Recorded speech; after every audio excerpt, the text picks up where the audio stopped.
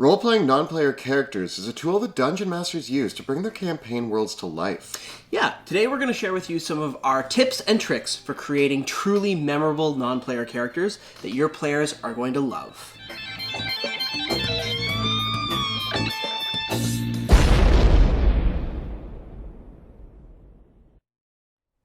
Greetings, Dungeon Masters. My name is Monty Martin. And I'm Callie McLaughlin. And we are the Dungeon Dudes. So, role-playing is really the heart of the Dungeons & Dragons game. Whether that's role-playing a tense disagreement between player characters or a great scene between the PCs and the king of the realm or the villain, right? It's really what we play D&D for. And most of your campaign world is going to be filled with a slew of characters, ranging from the villain or the king, also shopkeepers, quest givers, people who will befriend the party, people who will be enemies to the party, and everything in between. And these characters are known as non-player characters or NPCs. Yeah, and when you have a non-player character that is important to your story or your plot or the scenario, we're often so inspired about those side characters that aren't protagonists that we encounter in storylines, but the people that help us or hinder us, sometimes even the villains in our stories.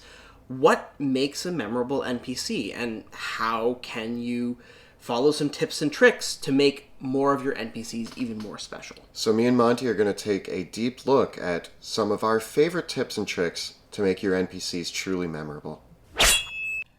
So there's two major types of NPCs, and that's funny that I just said major, because they are major and minor. What are some examples of major NPCs? These would be people like the villain, obviously, or the antagonist, depending on what your campaign sort of has. And any of the villain's lieutenants. But this is also going to include people who are your player character's allies, their family members even, the people that they interact with quite regularly that might either send them out on quests or help them with a quest. The lord of the local castle, or the woman whose adventurer husband has mysteriously disappeared, or the old witch in the forest, right? These are all non-player characters your players are going to interact with socially, not just in combat. And then minor NPCs are things like shopkeepers, the town blacksmith, the messenger that delivers a letter, player characters that might, non-player characters that might only show up once. Major NPC is a character that's probably going to show up in multiple game sessions, and the player characters are going to spend a significant amount of time with. But whether you're creating a major NPC or a minor NPC, you still want to have them fleshed out enough that if your party decides to question them or try to find out more about this person, you want to know what kind of person they are. Yeah, you never know when that minor NPC is suddenly going to become an important part of your campaign because your player characters have decided that they absolutely love this person and want to find out everything about them. So knowing how to transform an NPC from a minor one to a major one, in some cases you actually have to transform a major NPC into a minor one because as well, is an important skill. So one of the first things we want to look at when we're deciding what kind of NPC this is their goals and desires. Yeah, I like to think about what the NPC wants, even at the same time as I'm thinking about what they look like and what race they might be, even what monster they might be. Like, what is their reason for existing in the world of the fiction? What do they do in the world? And what do they want? What is their goal? Yeah, and there's some great tools that you can use within the books to really flesh out your NPC and kind of make up what their goals and desires are. But it's really important that you have those, even for the minor NPCs. Yeah, and one of the quickest ways to get ideas on the fly, especially if you're generating a minor NPC really quickly, is to just use the ideals, bonds, and flaws from the various backgrounds in the player's handbook. If you have a knight in the city, you can use the soldier background and just use that to try to figure out what their ideals and bonds are. And maybe that knight is just a guard and they just want to protect the people of the city, and that's enough to get started with that NPC. Whereas you might have a much more complicated NPC who has a long-term agenda. Maybe they're a schemer or a crime lord, and their motivation might not be very clear to the player characters the first time they meet them. But having that clear motivation in mind is going to help guide you with all of the things that NPC does and says to the player characters. You can even come up with really simple motivations. If there's a disaster happening and you have a simple villager who's an NPC and the party stops to talk to them, their main goal and desire could be to get home to their family. And I think that that's a really important point of knowing what is the thing that the NPC wants in the moment when they're interacting with the player characters. If the NPC is just a shopkeeper and all they want is the best price for what they're selling, that's a motivation. That's a motivation. Now, one way to create NPCs that have goals that are interesting and memorable is to have that goal be opposed or kind of like askew to the player characters in some way. Yeah, they don't necessarily need to be a villain who's against the party, but sometimes even a NPC who is working with the party but has different views on how to get to the same goal can be a really interesting NPC. Yeah, my favorite example is like maybe your player characters are a band of rebels that are collaborating with a few other nobles. You want to overthrow the tyrannical ruler, but every NPC has a different idea about who should be in charge after they overthrow the tyrant, right? So you not only end up with allies and villains, but also a lot of these people in this kind of gray area of allies that are allies, but you might end up disagreeing with. Yeah, and I think that player characters really struggle with, in a good way, when they encounter an NPC that they want their help, but they're like, I don't know if I can trust this person because this person wants the same thing as me, but not exactly the same way. Do our NPCs need to be rational people? No, they don't. And I like to point that out to players who kind of expect like a logical argument to work on every single NPC. There's actually 3 different types of arguments. There's logical arguments, ethical arguments, and emotional arguments. And I like to look at my NPCs and say, like, intelligent NPCs are likely to respond to a logical argument, but NPCs with a high charisma score probably aren't. They're more likely to respond to an emotional argument, whereas NPCs with a high wisdom score are more likely to respond to their morality or ethics being questioned. Even if they don't have a good morality, it's good to think about with any NPC and their goals. Can those goals be changed by the player characters, or is it an unstoppable obstacle? So while the NPC's motivation is going to be the core of how your players interact with that person, there's all the other sorts of little bits that make an NPC really memorable. These are things like the physical description, their mannerisms, what they look like, and even their environment and surroundings. Who is all surrounding them as well at the same time. But more so than any of that is their name. And the name is a very important piece. And I tend to make up my names based on, I don't know, just things that pop into my head. But there are some great lists out there as well. Yes, there are. Like the End of Xanathar's Guide to Everything has a great list. And I think that it's worthwhile keeping a list of names on your DM screen or on your computer somewhere that you can pull up really, really quickly to use. Another important note about naming your NPC is if you have somebody that you want to really stand out to your party, don't just give them a name, but give them a title as well. Yeah, in our most recent campaign, we had characters like the Mad Mage and the Baron and the Lord of the City. And while the player characters, well, you guys kind of sometimes remembered and sometimes didn't, you always knew, oh, well, what's the Baron doing? Yes. Or what are they up to? And that kind of helps players orient, because the reality of it is that players can't really remember more than like 3 to 6 of your major NPCs. People forget. That's the reality of it. It's hard to keep track of a lot of characters. So giving your NPC a title, even if it's like something like Aldor the Immense. I always will remember Aldor the Immense. Yeah, right? Because that's a great name. It's a name and a title. I have a very vivid idea of what this guy looks like. I also like to have my list of names be a little bit thematic. You're going to remember that the blacksmith's name was Coal Hewer. Barley bread maker is the local baker, not the local blacksmith. So having those names that resonate. And in this way, there's an amazing book called The Extraordinary Book of Names, which actually has all these guidelines of like how to make names that phonetically sound like the things that they're talking about. My tip is I like to make names that are like an anagram of two of the descriptions that I'll use. I might call a character who's valiant, Valian. Really, DMs, avoid unpronounceable or unspellable names. I'm having enough trouble with the pre-written modules. Yeah, it's a real challenge.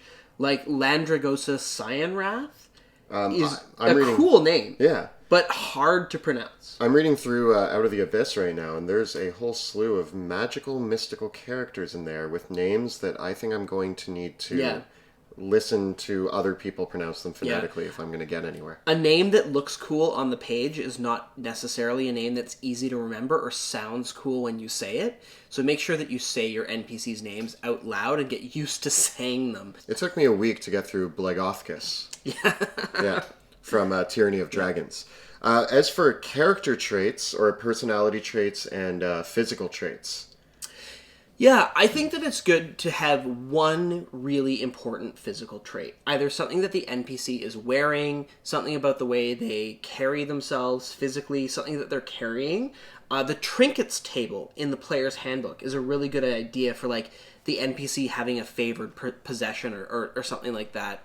Because I think that, players really quickly lose track of things like hair color and eye color. I don't think that those are descriptive enough.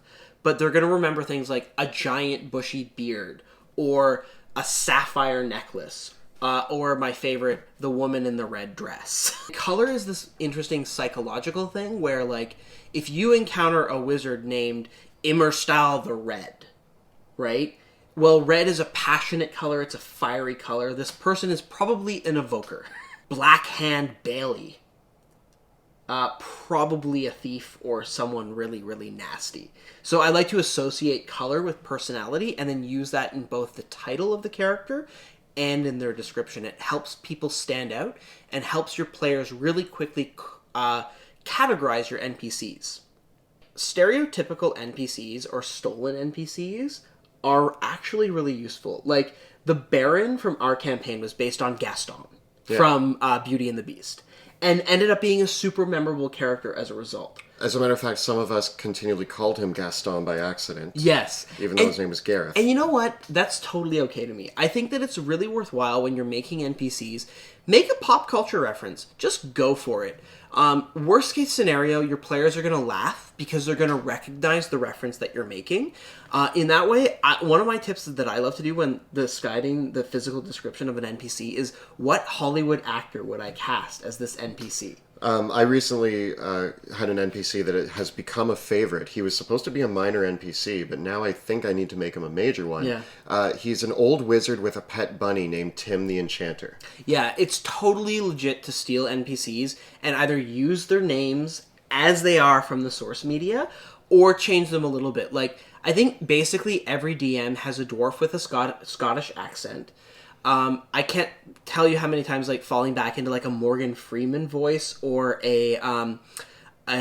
like a James Bond sort of character as well, like Sean Connery. Those are great voices to take on, and if you're modeling yourself after an established character that you've seen in a movie or TV show or a video game, or you're trying to imitate an actor, it really gives you that, like, big, larger-than-life idea of how to roleplay them. Don't be afraid to just kind of try stuff. Even if your accents suck, you're still probably going to make a memorable NPC who has, like, a voice and a character about them. I always try to think of any character from any sort of movie, TV show, book, and the way that I envision them speaking in my head, and I try to mimic that and bring that out as I'm playing this character.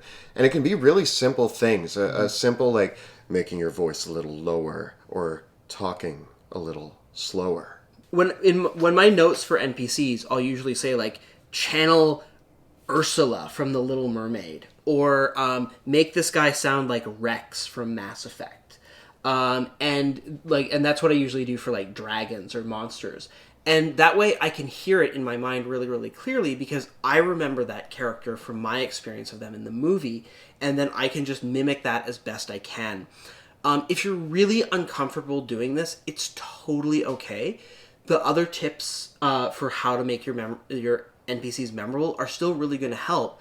But if you want to get into it, be a really flamboyant character that is larger than life and takes on this affect. If that's the game you want to run and your players aren't doing it, you got to be the leader and you got to kind of start off that interaction. Also, don't be afraid about body positioning either. Yeah. That's part of the character as well. But if you're a little hesitant to do a voice, even like leaning back in your chair or leaning forward or scratching your beard or little things like that to really bring this character to life. Yeah, sometimes you might want to even have an iconic prop for that NPC. If you're really feeling ambitious, you might even bring a costume piece. This is where I get into this idea of like, as a DM, I like to have a couple iconic NPCs that are uniquely mine. These are NPCs that I can use in almost any campaign because they fill a lot of different roles, and I practiced role-playing them, and I had that mannerism down pat. So as we mentioned before, Aldor the Immense is one of mine, and Aldor is a very large merchant that I kind of channel a Winston Churchill. Yes. And he's always, I always imagine him smoking a cigar or eating a leg of lamb, right? And I know that I just need to, like, draw my chin down a little bit further and off to the side and take on that kind of, like, let my belly out a little bit. And like, because I've done that and practiced that a few times, I can just bring that NPC out right away. And even if Aldor were to get killed in one of my campaigns, I would use him and bring him back somewhere else, right? Because that's an NPC that I love to roleplay, and it's infectious when you take on a character like that. Gundren Rockseeker is a very proud dwarf, and he has a little bit of a lower voice, and he talks very, very much in command of what he wants to do. Would you like a nice, hot pot of soup?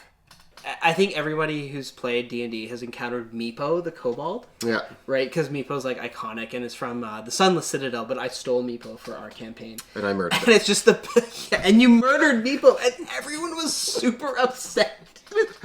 Because he just seemed so innocent. I didn't understand why everybody was so upset. Meepo just says, I said, if I let you go, what are you going to do? Oh, I'm going to run home and tell everybody that you're coming. Okay.